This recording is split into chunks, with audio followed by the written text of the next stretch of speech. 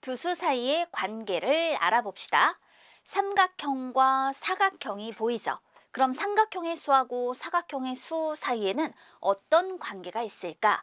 그 대응 관계를 알아보기 위해서 표로 나타내 보도록 할게요.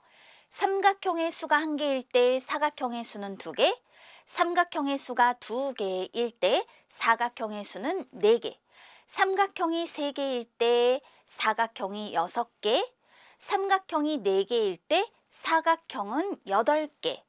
그렇다면 어떤 관계가 있을까요? 삼각형의 수가 한 개씩 늘어날 때마다 사각형의 수는 두 개씩 늘어나고 있습니다. 그러니까 삼각형의 수가 5개가 되면 사각형의 수는 두 개가 더 늘어나서 10개가 된다라고 할 수 있는 거예요. 그러면 삼각형의 수하고 사각형의 수하고 이 두 수 사이에는 어떤 관계가 있는지 한번 얘기해 볼까요? 일단 사각형의 수는 삼각형의 수의 2배죠. 또 여기서도 마찬가지예요. 2하고 4를 보면 4는 2의 2배잖아요. 3하고 6을 보아도 6은 3의 2배가 된단 말입니다.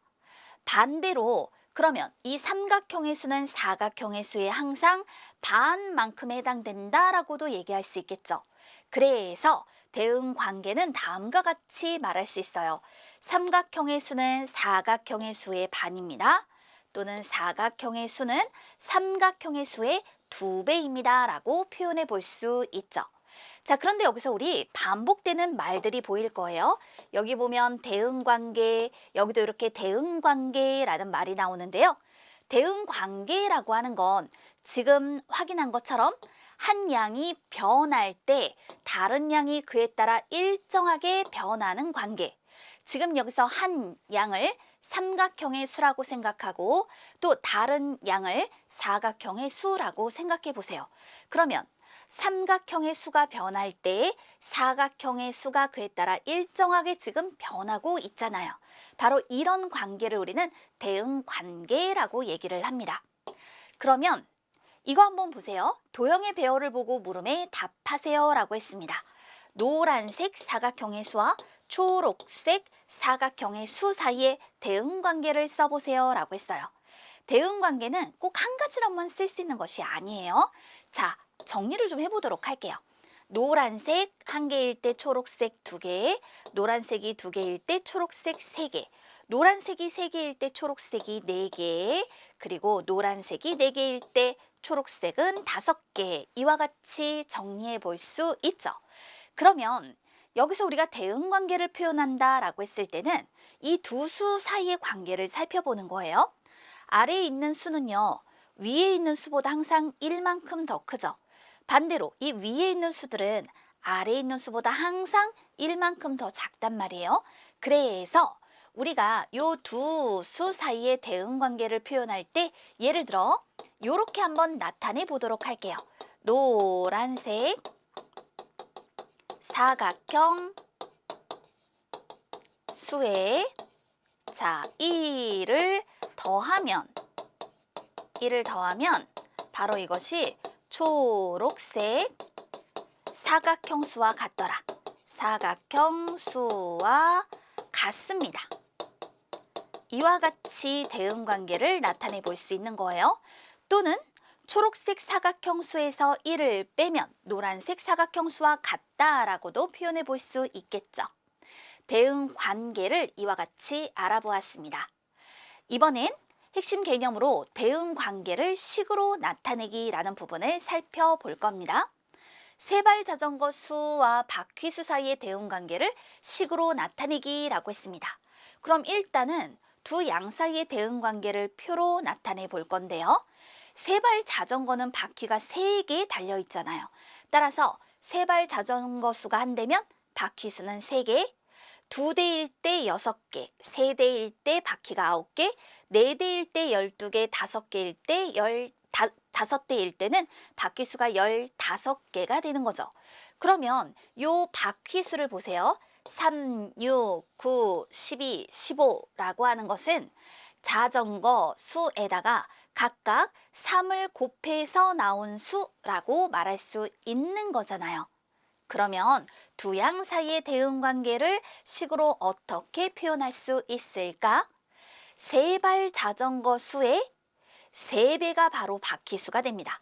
세발 자전거 수 곱하기 3은 바퀴수와 같습니다.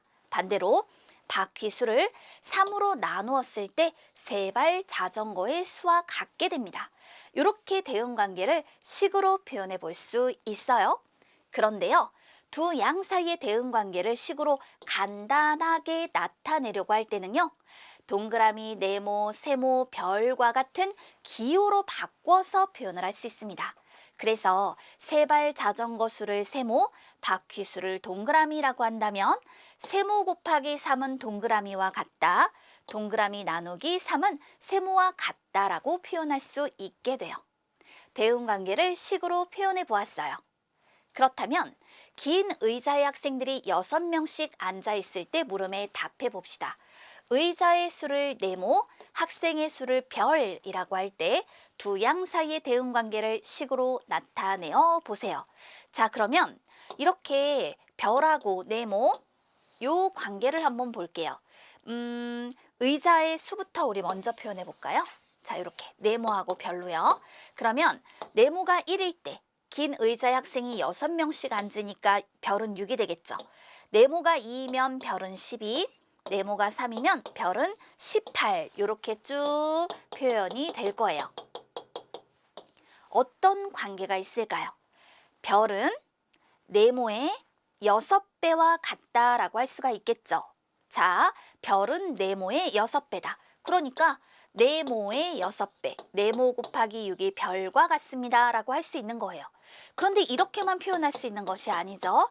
또는 이번에는 이 별을요, 6으로 나누면 바로 네모의 수가 된다라고도 할 수 있잖아요. 따라서 별 나누기 6은 네모와 같더라. 이와 같이 표현해 볼 수 있어요. 이렇게 대응 관계를 식으로 표현하는 방법을 익혀두면 되겠습니다. 이어서 생활 속에서 대응 관계를 찾아보도록 할게요. 두 양 사이의 대응 관계를 찾아 식으로 표현할 건데요. 지금 이 그림을 한번 살펴봐요. 서로 관계가 있는 두 양은 무엇일까? 접시 한 개에 과자가 5개씩 놓여 있어요.